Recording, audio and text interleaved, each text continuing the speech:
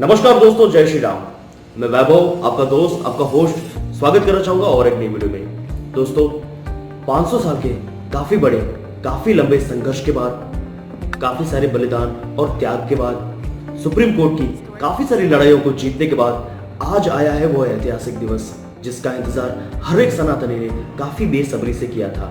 दोस्तों, आज का यह दिन जब हमारे भगवान श्री राम की पावन जन्मभूमि अयोध्या पर निर्माण होने जा रहा है भव्य श्री राम मंदिर।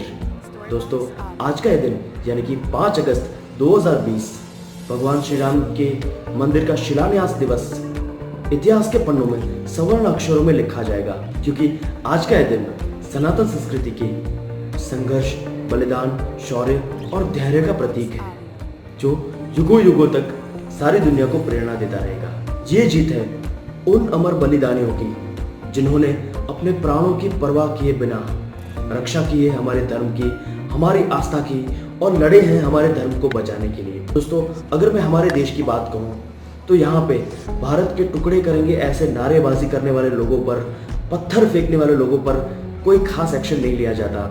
लेकिन एक समय ऐसा था जब भगवान श्री राम का नाम लेने पर या श्री राम मंदिर को वापस बनाने की मांग करने पर भी लाठियां और गोलियां बरसाई गई है उन राम भक्तों पर, उन साधुओं पर, उन संतों पर जो सिर्फ बचाना चाहते थे हमारे धर्म को, हमारी आस्था को। और ऐसी काफी सारी घटनाओं की वीडियोस और एविडेंस आप इंटरनेट पर आज भी देख सकते हैं। दोस्तों, भगवान श्री राम का नाम लेना भी एक प्रकार से अपराध बन चुका था। ऐसा समय देखा है इन सारे बलिदानियों ने। तो दोस्तों, आज के वीडियो में हम देखेंगे कि राम मंदिर बनना हमारे लिए क्यों जरूरी है, क्या है इस राम मंदिर का इतिहास, और राम मंदिर बनने के बाद हमारे देश में क्या क्या बदलाव हमें देखने मिलेंगे, इसके ऊपर आज हम डिस्कस करेंगे। I am a travel planner by profession, तो टूरिज्म सेक्टर को और होटल एंड इंडस्ट्री को ये राम मंदिर कैसे अफेक्ट करेगा उसके बारे में हम डिस्कस करेंगे। हमारे आस्था के इस प्रतीक की पूरी कहानी जानने के लिए आप इस वीडियो को एंड तक जरूर से देखिए। तो चलिए हम शुरू करते हैं।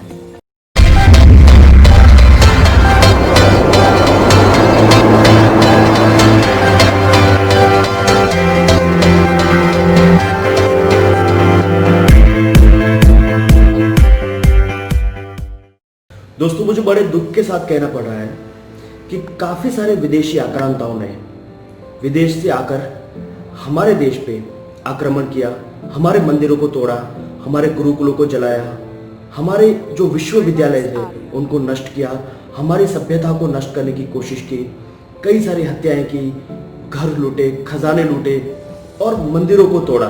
काफी सारे लाखों लोगों के धर्म परिवर्तन कराए। उन्होंने देश के खजानों को लूटा, इज्जत लूटी और काफी सारे जो है अत्याचार उन्होंने हमारे लोगों पर किए थे।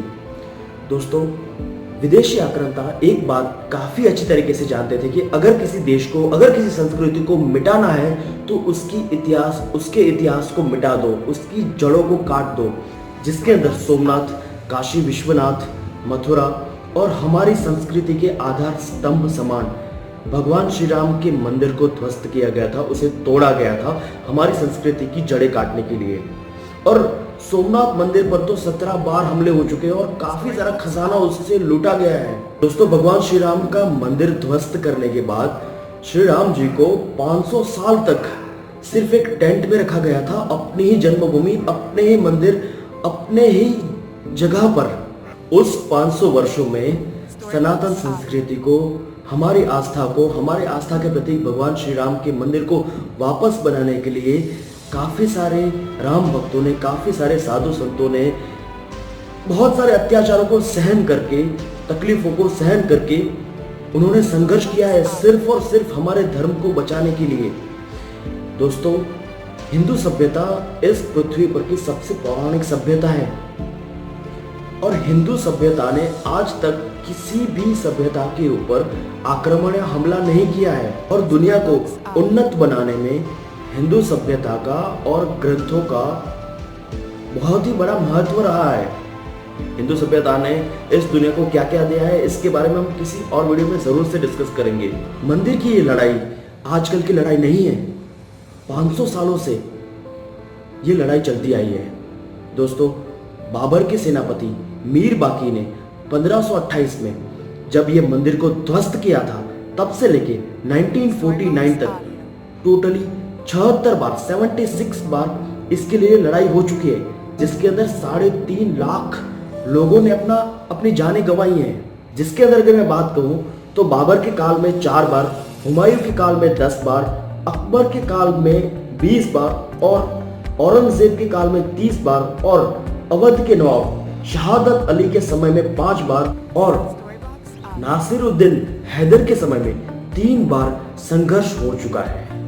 दोस्तों, जो भी ये राम मंदिर को पॉलिटिकल एजेंडा के साथ जोड़ रहे हैं उनको मैं ये बात खास बताना चाहूँगा कि पॉलिटिक्स से पहले भी राम थे और पॉलिटिक्स के बाद भी राम रहेंगे, क्योंकि भगवान श्री राम सिर्फ पूजने के लिए नहीं है। भगवान श्री राम एक सोच है, हमारी आस्था का प्रतीक है, भारत की और सनातन धर्म की संस्कृति की जड़ें हैं। अयोध्या का महत्व सनातनियों के लिए उतना ही है जितना मुस्लिमों के लिए मक्का का है, क्रिश्चियंस के लिए वेटिकन सिटी का है और यहूदियों के लिए जेरूसलम का है। दोस्तों, विदेशी आक्रांताओं ने हमारे गुरुकुलों को तोड़ा, हमारे मंदिरों को तोड़ा, हमारे ऐतिहासिक धरोहरों को मिटाने की कोशिश की गई, हमारे लोगों की हत्याएं की, खजाने लूटे, फिर भी हम अपने धर्म को, आस्था को बचाने के लिए भगवान श्री राम का वो भव्य मंदिर वापस से बनाने के लिए हम लड़ते रहे। बहुत सारे रुकावटें बीच में आई, काफ़ी सारे लोगों ने काफ़ी सारे अत्याचार किए, फिर भी हम लड़ते रहे। विदेशी आक्रांताओं की हुकूमत में भी हम लड़ते रहे। आज़ादी के बाद भी हम काफ़ी सालों तक इस चीज़ के लिए लड़ते रहे। उसी दौरान कश्मीरी पंडितों का नरसंहार हुआ, मीडिया और सरकारें चुप रही, फिर भी हम अपनी आस्था को बचाने के लिए लड़ते रहे। कोई आपके धर्म के बारे में, आपकी आस्था के बारे में आपसे कुछ भी बोले तो आप पहले अपने इतिहास को जानो, अपने इतिहास को पहचानो, अपनी संस्कृति को पहचानो। दोस्तों, इस देश में फ्रीडम ऑफ स्पीच सिर्फ लिबरल्स के लिए नहीं है। सभी के पास फ्रीडम ऑफ स्पीच है, लेकिन उसको कैसे यूज करना है, कितनी हद तक बोलना है, क्या बोलना है, ये आपको फर्क समझना आना चाहिए। आप अपने दायरे में रहकर किसी से भी अपने धर्म के बारे में, किसी भी चीज के बारे में आप कुछ भी बात कर सकते हैं, कुछ भी बोल सकते हैं, लेकिन आपको अपनी मर्यादा को याद रखना है। दोस्तों, इतने अत्याचारों और षड्यंत्रों के बाद भी हिंदू सभ्यता ने हमेशा विश्व कल्याण की बात ही कही है। ऐसी सभ्यता जो हमेशा कल्याण करने या किसी ना किसी की मदद करने के लिए तैयार रहती है। यहूदियों और पारसियों का जब नरसंहार पूरे विश्व में हो रहा था तब वो भारत आए थे, और आज आप जानते हो कि पारसी और यहूदी सबसे ज्यादा सुरक्षित भारत में ही है।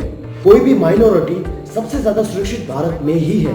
तो हिंदू कोई धर्म नहीं है, ये एक विचारधारा है, और ये विचारधारा के प्रतीक है भगवान श्री राम। हमारे माननीय प्रधानमंत्री श्री नरेंद्र मोदी जी ने आज श्री राम मंदिर का भूमि पूजन किया। कोरोना काल की वजह से ज्यादा लोग तो वहां पे नहीं आ पाए थे, लेकिन प्रधानमंत्री श्री ने सारे प्रोटोकॉल को जिस तरीके से फॉलो किया है वो वाकई काबिल तारीफ है। दोस्तों, अगर ये कोरोना काल, ये लॉकडाउन पीरियड नहीं चल रहा होता तो अयोध्या के अंदर तो क्या, पूरे उत्तर प्रदेश के अंदर मेला लगा होता और कहीं भी पैर रखने की जगह तक नहीं मिलती। इस दिन के लिए मैं भी काफी उत्सुक रहा हूँ, और उत्सुक रहा होगा वो हर एक व्यक्ति, वो हर एक सनातनी जो सनातन संस्कृति से, इस देश से और हमारी आस्था से प्रेम करता है। दोस्तों, भूमि पूजन हो चुका है, काफी सारी चीजें जो है वो हो चुकी है, फिर भी देश में कई सारे ऐसे लोग हैं जो अभी भी कहते हैं कि हम जो है राम मंदिर का निर्माण होने नहीं देंगे। ये वही लोग हैं जो पहले कहा करते थे कि भगवान श्री राम काल्पनिक है, वो हमारा इतिहास नहीं है, भगवान राम है ही नहीं और हम मंदिर वहां नहीं बनाने देंगे। फिर वो ताना मारने लगे कि बस मंदिर वही बनाएंगे पर तारीख नहीं बताएंगे। आज तारीख भी पता चल गई तो अभी कहते हैं कि मंदिर बनाना जरूरी नहीं है। ओके, मंदिर बनाना प्रायोरिटी नहीं है, कोरोना काल है। मैं आपको एक बात बता दूं दोस्तों, कोरोना काल में गवर्नमेंट ने जो काम किया है वो वाकई काबिल तारीफ है, जिसके कुछ पॉइंट्स मैं आपके सामने रखना चाहूंगा। दोस्तों, भारत के अंदर सबसे बड़ा लॉकडाउन और सबसे सक्सेसफुल लॉकडाउन हुआ है। दोस्तों, 33 करोड़ की अमेरिका में, जहां पे इतने वेल एजुकेटेड लोग हैं, वहां पे भी 50 लाख से भी ज्यादा कोरोना केसेस हो चुके हैं और डेथ्स की बात तो आप पूछो ही मत। भारत की अपनी इतनी सारी प्रॉब्लम्स है, फिर भी हमसे जितना भी बन पाया हमने दुनिया के लिए, विश्व के लिए किया है। हमने काफ़ी सारी कंट्रीज को मेडिकल इक्विपमेंट सप्लाई किए, काफ़ी सारी कंट्रीज को हमने जो है दवाइयाँ सप्लाई की। तो ये एक विश्व कल्याण की भावना को प्रदर्शित करता है। चाइना के वुहान और बाकी काफ़ी सारे देशों से जब एयरलिफ्ट हुआ था तब हमने दूसरे देशों की भी मदद की थी। आज पूरा विश्व, पूरी दुनिया मोदी जी के सामने और इनकी विदेश नीति के सामने देख रही है। दोस्तों, ये एक ऐसा टाइम पीरियड चल रहा है कि सरकार कुछ भी डिसीजन ले तो उसको नेगेटिव तरीके से प्रिटेंड करना और नेगेटिव बनाने में कुछ भी देर नहीं लगेगी, क्योंकि कुछ भी डिसीजन लिया जाएगा उसके नेगेटिव पॉइंट्स होंगे। देखो, बीमारी सरकार ने नहीं बनाई है। ये राम मंदिर हमारी आस्था का प्रतीक है। ये राम मंदिर हमारे इतिहास का गवाह है। देश विदेश से लोग इसे देखने आएंगे। हमारे आस्था की और देश की छवि को वो देखेंगे। टूरिज्म इंडस्ट्री को, होटल इंडस्ट्री को इससे बहुत ही फायदा पहुंचेगा। काफी सारे जो है वो रोजगार के नए रास्ते खुलेंगे। हमारे माननीय प्रधानमंत्री श्री नरेंद्र मोदी जी की दीर्घ दृष्टि और प्रेरणा से कच्छ और गुजरात टूरिज्म को डेवलपमेंट की एक नई दिशा मिली, जिसके लिए मैं काम करता हूं। और टूरिज्म की वजह से दोस्तों आप जानते ही हो कि कितने सारे रोजगार के जो है वो रास्ते खुलते हैं, काफी सारे लोगों को रोजगार मिलता है। और जो बाहर से आएंगे वो हमारे इतिहास को देखेंगे, हमारे इतिहास से हूबहू होंगे, तो हमारे देश की एक बहुत ही अच्छी छवि लेके वो जाएंगे। भगवान श्री राम को किसी पॉलिटिकल पार्टी के साथ जोड़ने वालों को मैं एक खास बात बता देना चाहूंगा कि भगवान श्री राम ये सारी पार्टियां नहीं थे तब भी थे, और ये सारी पार्टियां नहीं रहेंगी तब भी श्री राम रहेंगे। तो बस इस पावन दिवस पर प्यार से बोलिए श्री दशरथ नंदन अयोध्या नरेश रघुकुल दीपक मर्यादा पुरुषोत्तम श्री रामचंद्र की जय। हमारे देश के इस गौरव दिवस पर आप एक संकल्प ले कि हमें सिर्फ श्री राम का नाम नहीं लेना है, श्री राम की तरह पुरुषार्थ करना है, उनके सिद्धांतों को हमारे जीवन में उतारना है और उनकी तरह धर्म की रक्षा में हमेशा सदैव तत्पर रहना है। शस्त्र और शास्त्र दोनों में हमें रुचि रखनी है। तो बस आशा करता हूं कि हमारे आस्था के प्रतीक समान ये भव्य राम मंदिर का निर्माण जल्दी से जल्दी संपन्न हो। और मुझे भी एक इच्छा है, actually I am a travel lover, तो एक रोड ट्रिप करने की बहुत ही इच्छा है। जैसे ही मंदिर का काम पूरा होगा हम वहाँ पे ज़रूर से विजिट करेंगे। और बस that's it for today. I hope कि आपको ये वीडियो पसंद आया होगा, और अगर पसंद आया तो इसे ज़रूर से लाइक कीजिए, शेयर कीजिए, और कोई भी अच्छा सा रिव्यू हो, कोई भी क्वेरी हो तो मुझे कमेंट के जरिए ज़रूर से बताइए। साथ ही साथ हमारे इस चैनल वैभव व्लॉग्स को जरूर से सब्सक्राइब कीजिए ताकि आने वाले किसी भी वीडियोस को आप मिस ना करें और हर एक वीडियोस का नोटिफिकेशन आपको मिलता रहे। मिलते रहेंगे ऐसे ही वीडियोस के साथ, करेंगे किसी नए जगह को एक्सप्लोर। तब तक के लिए stay connected, stay happy, keep loving and keep sharing. जय श्री राम।